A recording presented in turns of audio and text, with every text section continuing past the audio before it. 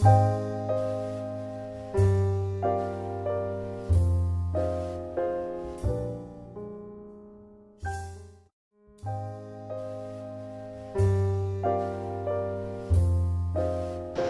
is Vita, and what is Vita's goal?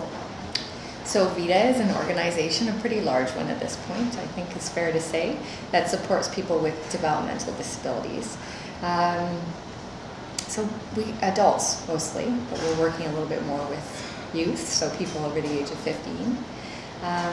So what's our goal at Vita? Our goal is to be sure that people with developmental disabilities have safe, happy lives, right? So that they're learning more about taking care of themselves, that they have self-determination, that they have joy, that they're, getting education and supports as they need them.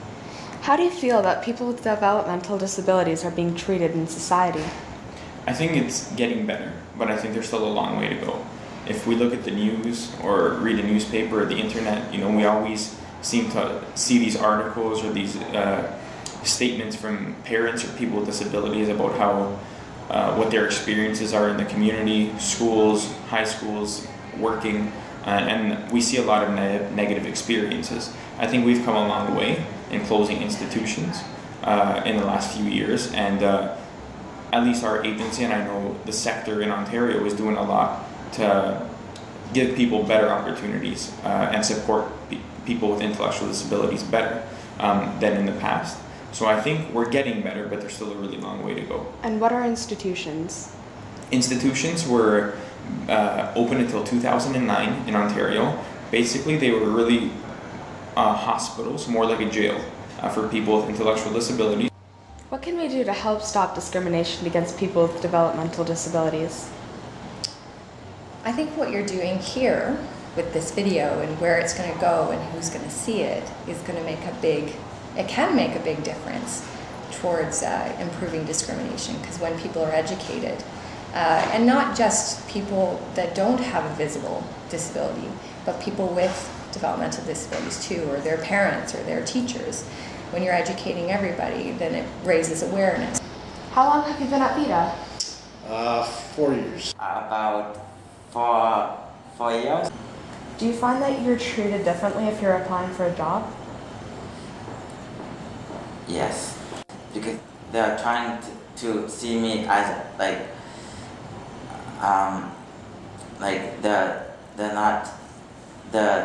they're seeing me as like a disability person first. They're not seeing me as like that I can do the job. They're seeing whether I can do the job first or whether I can't, and they should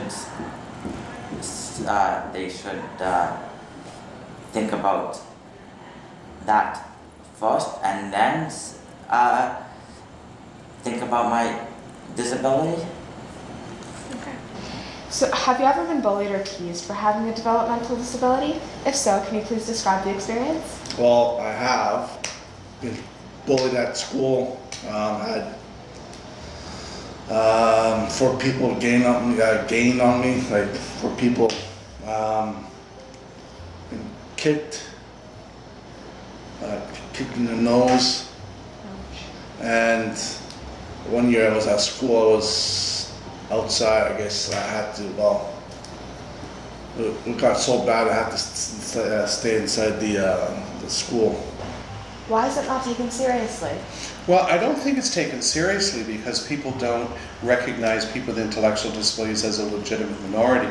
I mean, if I asked you what do these words mean, sexism, racism, and homophobia, you have no difficulty in knowing what they are. They're basically commonly used terms within our society, but what's the term for prejudice against people with disabilities?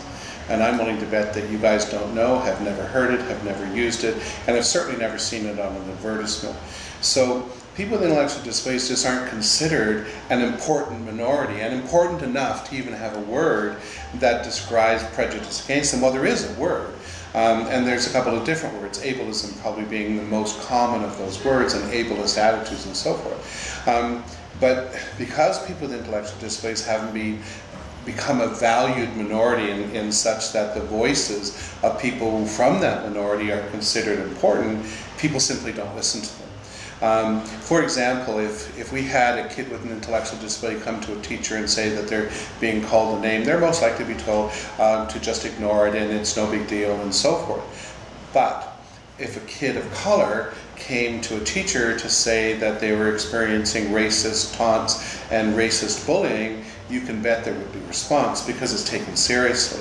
And I would bet that if a gay kid came forward and said they were experiencing homophobic violence on the schoolyard, people would take that quite seriously because people have learned that those are voices that they need to hear. But people with intellectual disabilities, people don't even know that there's prejudice against them. People tend to think that people with disabilities are recipients of society's generosity, which is probably one of the reasons why they get so much bullying and teasing, because they're just not seen as worth the same as other people.